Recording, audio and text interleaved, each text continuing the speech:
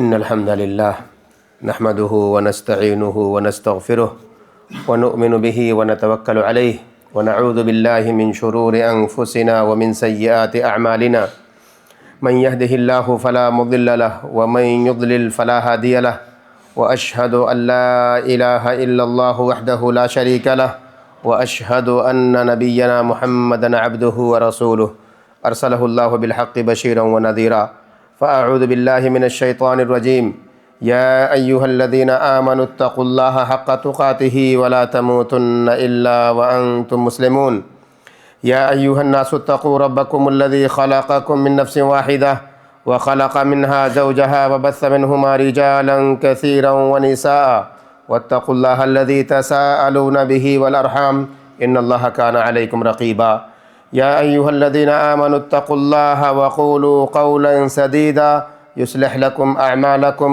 ويغفر لكم ذنوبكم ومن يطع الله ورسوله فقد فاز فوزا عظيما أما بعد فإن خير الحديث كتاب الله وخير الهدي هدي محمد صلى الله عليه وسلم وشر الأمور محدثاتها وكل محدثة بدعة وكل بدعة ضلالة وكل ضلالة في النار فأعوذ بالله من الشيطان الرجيم والله جعل لكم من بيوتكم سكنا۔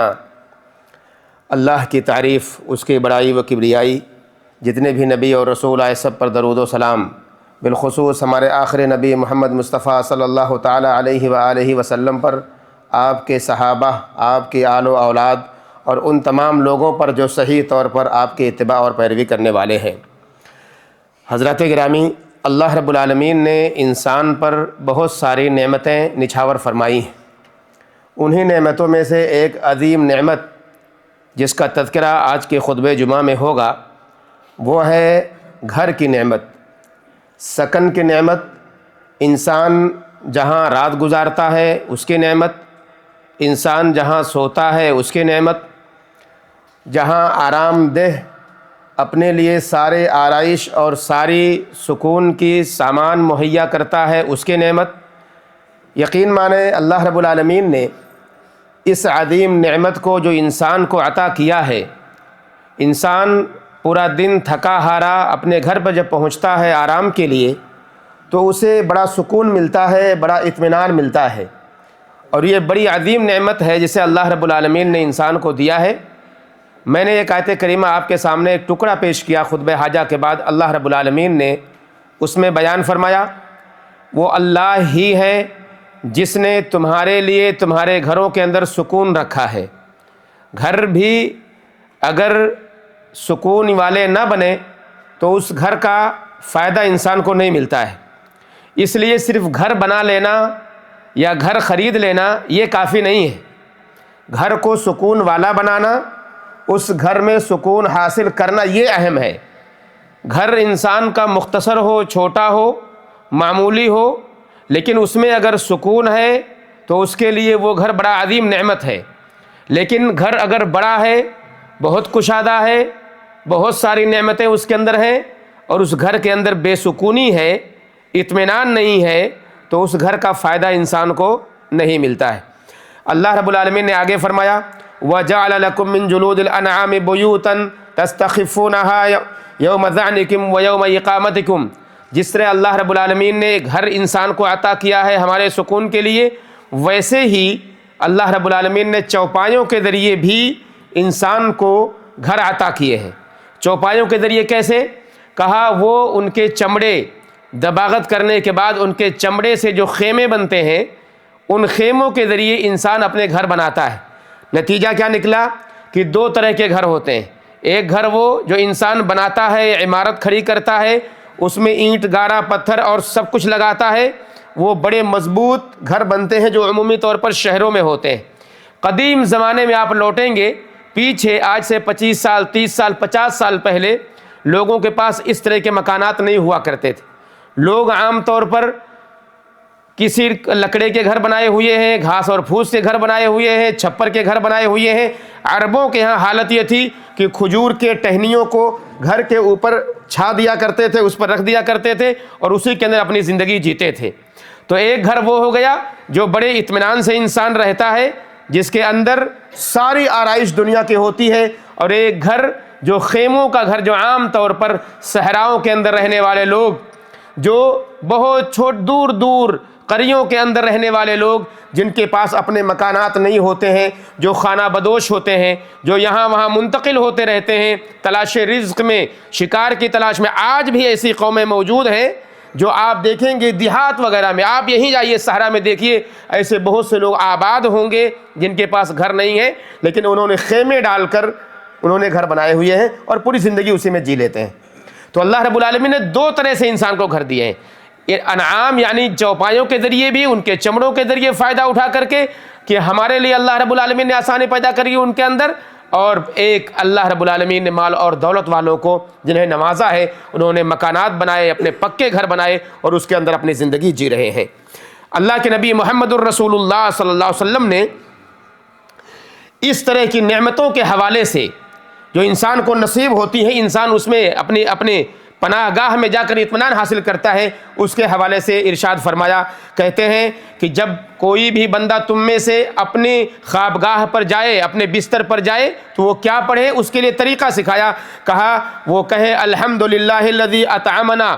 انسان جب کھانا کھاتا ہے، کھانے کے بعد وہ دعا پڑھتا ہے، اور اسے چاہیے کہ اللہ کی تعریف کرنی چاہیے کہ الحمدللہ، اے اللہ تیرا شکر ہے کہ تو نے مجھے کھلایا، وسقانا، تو نے مجھے پلایا، اور ساتھ ہی ساتھ گھر میں رہنے کے لیے تو نے مجھے ایک مأویٰ دیا، ایک جگہ دی جہاں پر میں جا کر کے اطمینان حاصل کر رہا ہوں، وہ سکون حاصل کر رہا ہوں. وکفانا وآوانا، تو میرے لیے کافی ہو گیا، بہتری تو نے میرے لیے کر دی، اور میرے لیے خوابگاہ کو تو نے اچھا بنا دیا. فکم ممن لا کافی لہ ولا مؤوی. کہا کتنے ایسے لوگ ہیں کہ جن کے لیے اللہ نہ تو کافی ہے ان کے لیے، اور نہ ہی اللہ رب العالمین نے ان کے لیے کوئی ٹھکانہ بنایا ہوا ہے. کتنے ایسے لوگ ہیں دنیا کے اندر جو اللہ رب العالمین کو یاد نہیں کرتے، اللہ کو پکارتے نہیں، اس لیے وہ اللہ سے دور ہو گئے، اس لیے اللہ رب العالمین نے ان کے لیے کوئی ٹھکانہ بھی نہیں دیا. وہ گھر کی تلاش میں تڑپتے رہے، پوری زندگی مرتے رہے، لیکن کبھی بھی انہیں گھر میں رہنا نصیب نہیں ہوا. اور ایسے لوگوں کی زندگی، بے شمار لوگ ہیں جن کی زندگیاں ایسے ہی گزر جاتی ہیں، جن کے پاس رہنے کے لیے ایک ٹھکانہ نہیں ہوتا. تو یہ اللہ رب العالمین نے اگر ہمیں اور آپ کو وہ مقام دیا ہے، وہ جگہ دیے، وہ مکان دیا، وہ گھر دیا، یا جہاں بھی ہم رہتے ہیں وہ جگہ نصیب کی، تو اللہ کے نبی صلی اللہ علیہ وسلم کہتے ہیں یہ دعا پڑھ کے انسان کو چاہیے کہ اللہ کا شکر ادا کرے. یہ عظیم نعمت ہے جو اللہ رب العالمین نے انسان کو دیا ہے. بے شک اس میں کوئی شک نہیں ہے کہ وسیع گھر جو ہے، کشادہ گھر، انسان کے لیے بہت فائدے کی چیز ہے. یہ سعادت اور برکت کے نزول کا ذریعہ بھی ہے. کشادہ گھر انسان کے لیے اطمینان کا ذریعہ ہے، انسان کے لیے سکون کا ذریعہ ہے. کشادہ گھر انسان کے ذہن اور انسان کے دل و دماغ کو بہت اچھے طریقے سے پیش کرتا ہے، اور انسان سکون سے اس میں رہتا ہے. لیکن اللہ کے نبی صلی اللہ علیہ وسلم کی حدیث کہ اگر وہ گھر ٹھیک نہ ہو، درست نہ ہو، اللہ کے ذکر و اذکار نہ ہو، جس کے بارے میں انشاءاللہ باتیں آگے آئیں گی، تو وہ گھر انسان کے لیے کیسے عذاب بن جاتا ہے، کیسے انسان کے لیے نقصان دہ بن جاتا ہے. حدیث میں یوں آتا ہے کہ اللہ کے نبی صلی اللہ علیہ وسلم فرماتے ہیں من سعادت المسلم المسکن الواسع. ایک مسلمان کے لیے سعادت مندی کی بات ہے یہ کہ اس کا گھر کشادہ ہو، اس کا گھر کیا ہو، کشادہ ہو. اور آگے فرمایا والجار الصالح، اس کا پڑوسی نیک ہو. یہ انسان کی خوشبختی کی علامت ہے، اس کے اچھے ہونے کی دلیل ہے، اس کے نیت کے یا اس کی تقدیر کے یا اس کے نصیب کے بہتر ہونے کی علامت ہے کہ اللہ رب العالمین نے کسی کو کشادہ گھر دے دیا، انسان کو اللہ رب العالمین نے ایک بہتر اور نیک پڑوسی دے دیا. کہا والمرکب الہنی، آرام دہ سواری اسے عطا کر دی. تو گویا کہ یہ انسان کے نیک بختی کی علامت ہے. لیکن اگر کسی کے پاس یہ چیزیں نہیں ہیں، پڑوسی اگر انسان کا خراب نکل جائے، پڑوسی اگر انسان کا دیندار نہ نکلے، بے دین نکل جائے، تو انسان کے لیے کتنی خرابیاں اور کتنے خرافات جنم لیتے ہیں. اس لیے ایک طریقہ سکھایا گیا کہ آپ اگر گھر بھی خریدیں، گھر بھی بنائیں، تو اس کا خیال ضروری ہے کہ آپ کے پڑوس میں کون ہے، آیا وہ مسلمان ہے یا غیر مسلم ہے، وہ دیندار ہے یا دین سے دور ہے، مشرک ہے یا مسلمانوں کا وہ طبقہ ہے جو مسلمان تو کہتے ہیں مگر حقیقت میں اسلام لانے والے نہیں. ان سب کا خیال کرنا انتہائی ضروری ہے، تاکہ اس کا اثر آپ پر نہ پڑے، آپ کے بچوں پر نہ پڑے، آپ کی تعلیم اور تربیت پر نہ پڑے، آپ کے بچوں کے ایمان اور عقیدے کو خراب کرنے کا ذریعہ نہ بنے۔ اس لیے یہ ساری چیزیں، ان سب کا خیال کرنا انتہائی ضروری ہے۔ اللہ رب العالمین نے قرآن مجید میں فرمایا وَآتَاكُم مِّن كُلِّ مَا سَأَلْتُمُوهُ وَإِن تَعُدُّوا نِعْمَةَ اللَّهِ لَا تُحْصُوهَا، کہ تم نے جو کچھ اللہ سے مانگا اللہ نے تمہیں عطا کر دیا، جو کچھ بھی تم نے مانگا اللہ نے تمہیں دے دیا۔ یہاں تک فرمایا اگر تم اللہ کی نعمتوں کو شمار کرنا چاہو تو نہیں کر سکتے۔ لیکن انسان کی حالت یہ ہے کہ انسان بے انصاف ہے اور ناشکرا ہے۔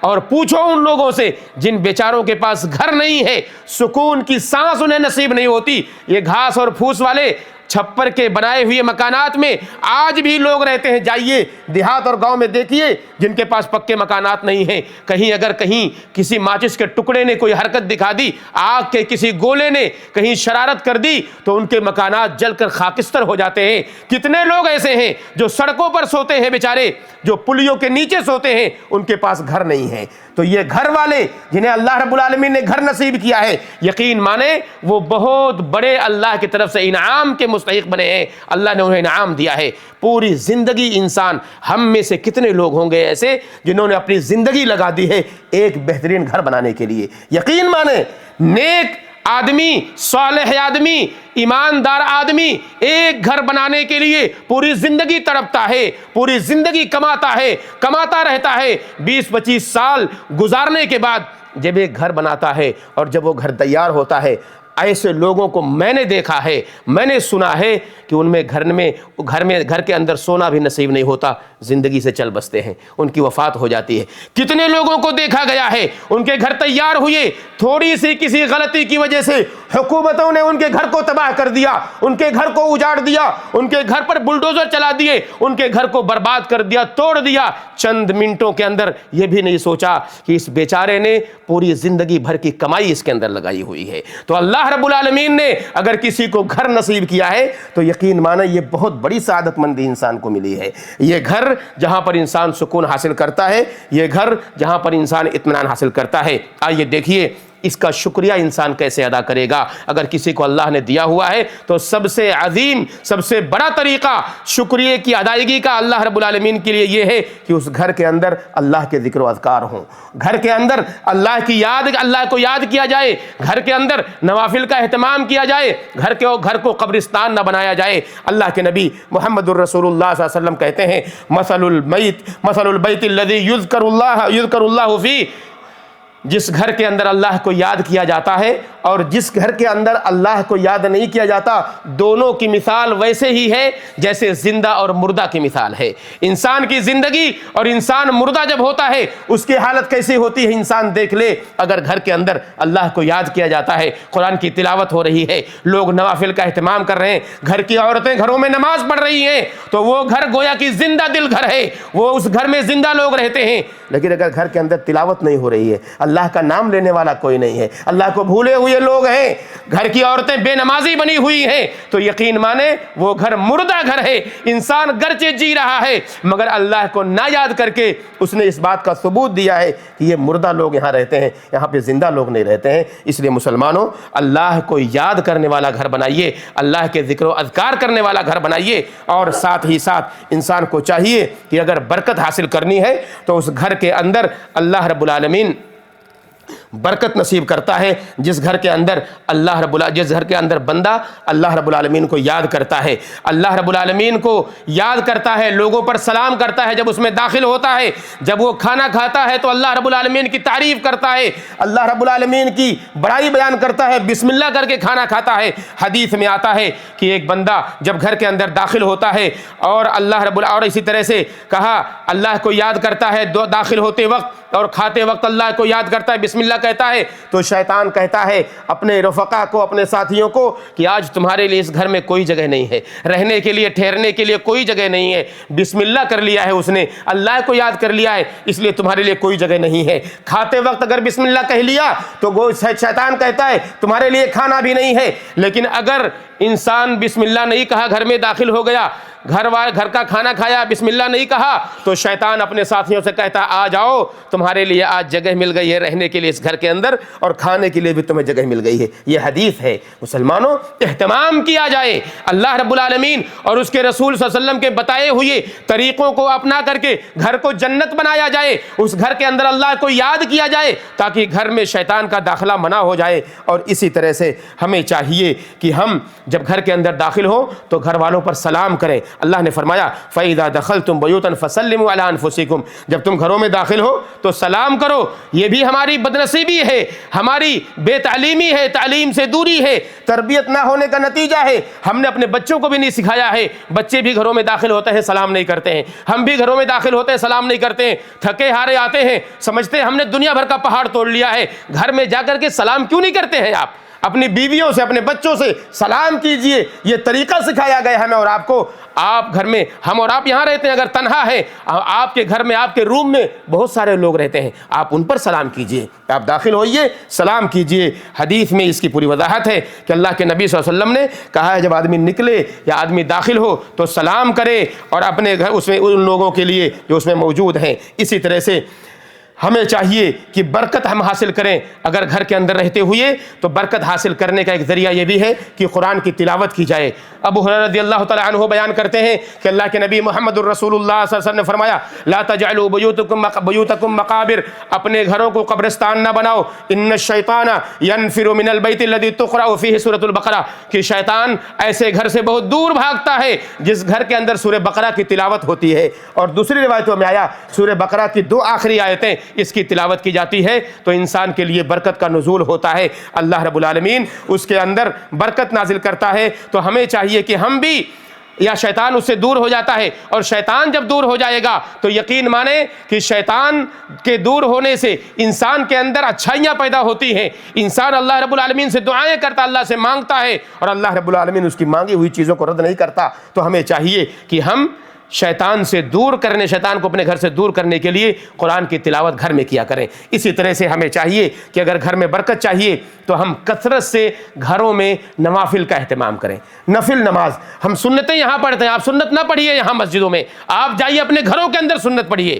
ابھی جمعہ کی نماز کے بعد آپ یہاں پر کھڑے ہو کے 4 رکعت سنتیں پڑھتے ہیں 2 کر کے, آپ گھر جائیے 2 رکعت سنت پڑھیے. یہ طریقہ اللہ کے نبی صلی اللہ علیہ وسلم کا, کہ اللہ کے نبی صلی اللہ علیہ وسلم اپنے گھر کے اندر اپنے کمرے میں جا کے 2 رکعت سنت پڑھتے تھے. لیکن یہ بھی طریقہ ہے کہ اگر آپ مسجد میں پڑھنا چاہتے ہیں تو آپ 4 رکعت پڑھیے 2 کر کے, یہ بھی سنت ہے. لیکن گھروں کو آپ سنتوں سے معمور کیجئے, گھروں کو آپ سنتوں سے معمور کرتے رہیے, شیطان دور ہوگا. گھر کی عورتیں خصوصی کردار ادا کر سکتی ہیں گھر کو معمور کرنے کے لیے سنتوں سے, نوافل سے. ہمیں چاہیے کہ اس کا اہتمام کریں. اللہ کے نبی محمد الرسول اللہ صلی اللہ علیہ وسلم سے ثابت ہے یہ ساری باتیں. حدیثوں میں بہت ساری حدیثیں اس کے حوالے سے ہیں کہ سب سے بہترین نماز, نفل نماز جو انسان کی ہوتی ہے وہ گھر کے اندر ہوتی ہے, مسجدوں کے بجائے.